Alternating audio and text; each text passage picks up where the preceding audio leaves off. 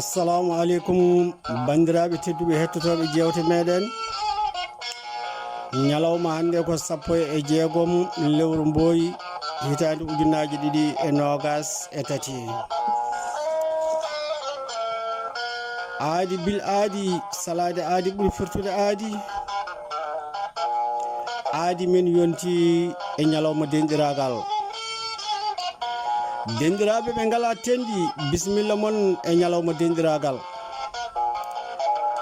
dendiraagal ko jaalal e calɗi gurdam wondiɓe dendiraagal ko ƴellitare faggudu e nder rendo meɗen Abdoul Oumar Boulo Ba yewtere men e lewru jolal septembre hitande ujunnaje 2021 en mbaɗino hen namde ɗiɗi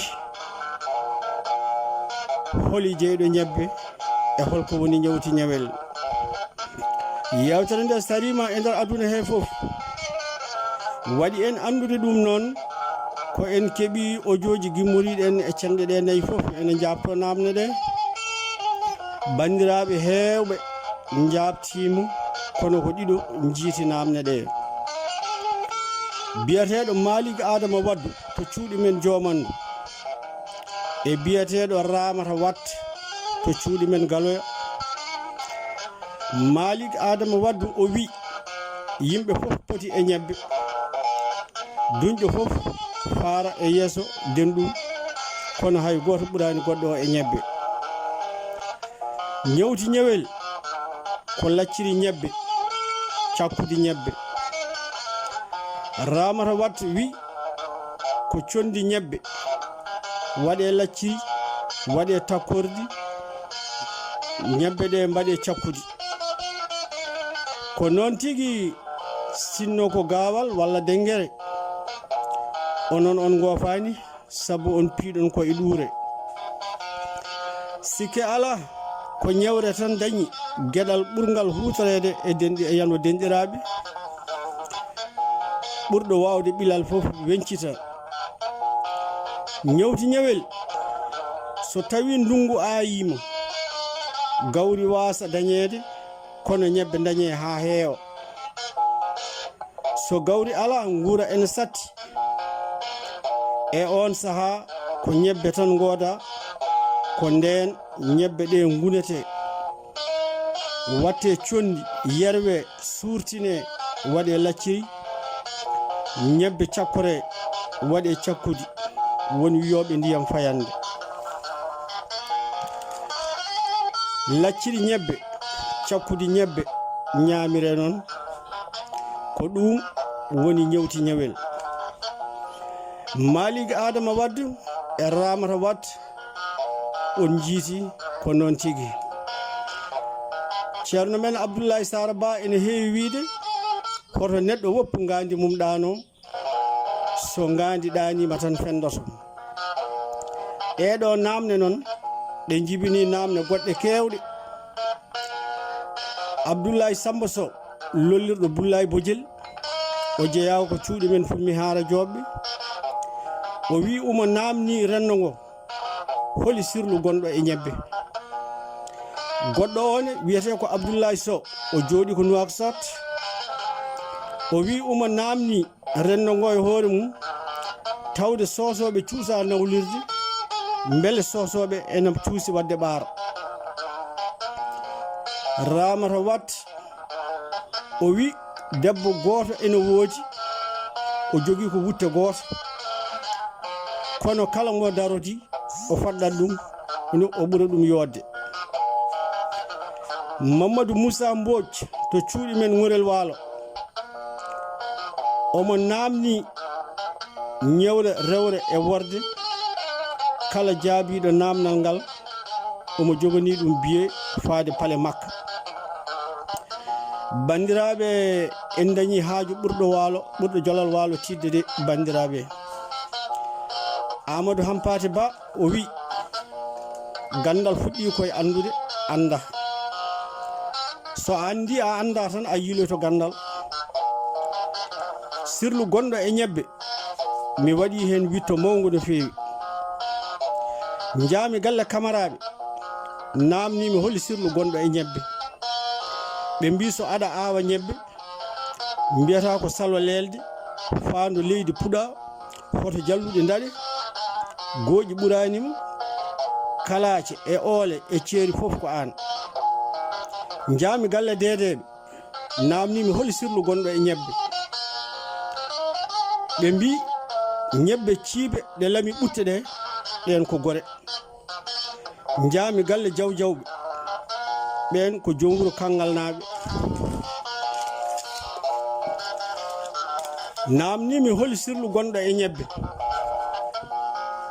O wi kuywe ko 9 rema renata watti 10. So a remi ñebbe a reeni a mayata e nden hitande. Njaami galle babaɓe namnimi holi sirlu gonɗo e ñebbe. Ɓe mbi ñebbe pijirtaki. Minen min jeeyi ñebbe hamin dañi hen oto keso pul e debbo lembel. Njaami galle jaajaɓe namnimi holi sirlu gonɗo e ñebbe. Ɓe mbi gila e jaogo ha aduna firto kala dafaɗo so defanama ñebbe tan o sellat. Njaami galle ananɓe namnimi holi sirlu gonɗo e ñebbe. Ɓe mbi minen anni men tan komin ganda so ñebbe ena lakara. Njaami galle arɗo kaawel namnimi holi sirlu gonɗo e ñebbe. O wi ñebbe ene safra korona ene welditina tikkodirnoɓe. Njaami galle njaayi namnimi holi sirlu gonɗo e ñebbe. Ɓe mbi so dewgal ene hume so waɗanama sadak ñebbe tan ngal firtotako e teɓe dañan ɓesgu ha heewa. Njaami galle liiduɓe namnimi holi sirlu gonɗo e ñebbe. Ɓe mbi so a rendini kine ɗe fof a waɗi kodde ñebbe a serti e basal. Gila min jiita ɗum minen min natti yidde laamu. Njaami galle barinaɓe namnimi holi sirlu gonɗo e ñebbe. Ɓe mbi so ɓiɗɗo jibinama o toɓɓirama ñebbe o wonat darjuɗo e nder gurdam makko. Njaami galle sisiɓe namnimi holi sirlu gonɗo e ñebbe. Ɓe mbi ñebbe jeeya koye faabu Allah juuɗe ñire fasne ñire soore muuɗe dakke muuɗe. Njaami galle waddunaɓe namnimi holi sirlu gonɗo e ñebbe. Ɓe mbi guerre Ukraine e Russie o haɗi aduna fo deeje kono soɓe keeɓi ñebbe tan ɓe ndeeƴat. Njaami galle jeng-jengnaɓe galle jeng-jengɓe namnimi holi sirlu gonɗo e ñebbe. Ɓe mbi so debbo sattirama ɓesgu yo duumo e ñebbe. So duumima ñamde e ñebbe tan o wattat funade so Allah jaaɓi. Njaami galle sarsarɓe namnimi holi sirlu gonɗo e ñebbe. Ɓe mbi so rafi satti basal tiiɗi loore ñiiɓi yo remoɓe tinno ñebbe hoto ngakku bojji yo nattu jam yo artu so laaɓani yo en battu. Njaami galle maabuɓe namnimi holi sirlu gonɗo e ñebbe. Ɓe mbi président Macky Sall arino ɗo min dokkimo ñebbe e debbo kono o suɓi tan ko ñebbe ɗe o nawi o woppiɗo debbo o. Njaami galle salsalɓe namnimi holi sirlu gonɗo e ñebbe. Ɓe mbi maabuɓe ganda ko woni e ñebbe kala dokkirowo ñebbe laamotako. Njaami galle jaljalluɓe namnimi holi sirlu gonɗo e ñebbe. Ɓe mbi ene jokka enɗam ene moƴƴina gondiko. Njaami galle kellinaɓe namnimi holi sirlu gonɗo e ñebbe. Ɓe mbi hunde fof ena lamba ha heddi ñebbe. Sa waɗi ñebbe e jeeygu ma a lambirtaki. Njaami galle geygeynaɓe namnimi holi sirlu gonɗo e ñebbe. Ɓe mbi ko ñamdu huptidingo aduna o fof kala duumiɗo hen heɓata attention. Jaami galle jobjoɓe namnimi sirlu gonɗo e ñebbe. Ɓe mbi kala lootiɗo ndiyam ñebbe so darti kala ko darti o heɓat, so darti 800 o heɓat, so foɗodirama debbo o ɗaftat ha tenti noon e debbo lembel. Jaami galle mboƴnaɓe namnimi holi sirlu gonɗo e ñebbe. Ɓe mbi ñebbe nde tellinde ardi koye tooke bonɗe ñamɗo fof mayat, ko ma tooke ɗe camma nde yimɓe mbawi ñamde ñebbe. Jaami galle keɓenaɓe namnimi holi sirlu gonɗo e ñebbe. Ɓe mbi ɓuure ñebbe ene keewi ko ma heblane.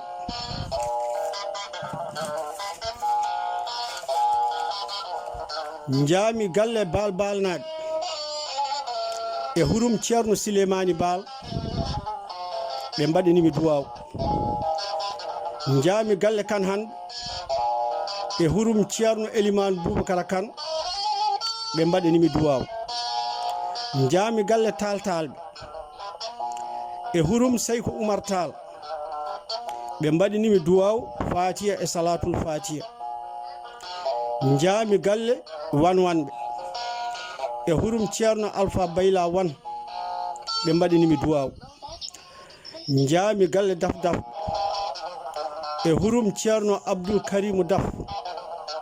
Ɓe mbaɗinimi duwaw. Jaale Fuuta fof nduwima. Jaami galle sosoɓe namnimi holi sirlu gonɗo e ñebbe. Kumbayo ari ene finni o wi ceerno so wimo nam. O wi joom wuro Kangal naaɓe wi kuywe ko 9 rema renata watti 10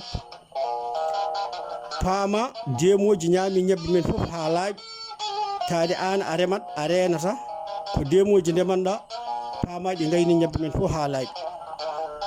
ceerno so laawi o ƴetti fetel o fayi pale o tawi ñebbe ɗen bonnama bonande bonde ɓernde nde metti o soyni demoru dow lekki o tawi so fellindu ndu mayat kono ɓernde makko ɓuuɓata o joƴƴini fetel o ngabbi dow lekki demoru diwi maɓɓi e makko ɓe mbaddi ada leydi demoru sakki ceerno so fi demoru goɓɓe ha demoru watti ɓinci ceerno so ƴetti demoru faari maayo ene yoloyno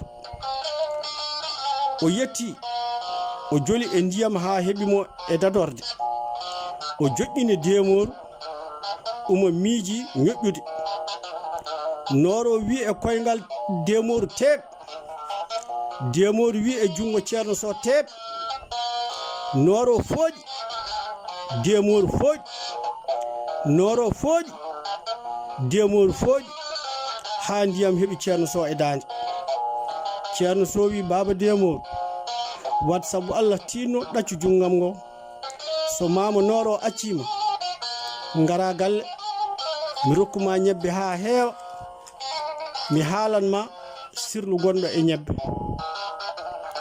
Abdoulaye Sow e bandaɓe Abdoulaye Samba Sow witto meɗen e ñebbe ari ha e galle sosoɓe o ko puɗɗiɗo wittude e sirlu ñebbe ko en gari ha e galle sosoɓe e joni noon en padat ha ceerno so e baba demoru e mama noro so Allah ƴeŋniɓe e dow jaam ƴeewen holi sirlu mo ceerno so mofti e Mamadou Sow ɓurɗo lollirde Mamadou Penda Louti to Guijlon ko ñooto bawɗo machine joom ñootol jongol o addani en ɗo ala sorti ñootaɗo ha yooɗi ene wonde needi o ñaaguima kadi sabu Allah yo en dartin ɗo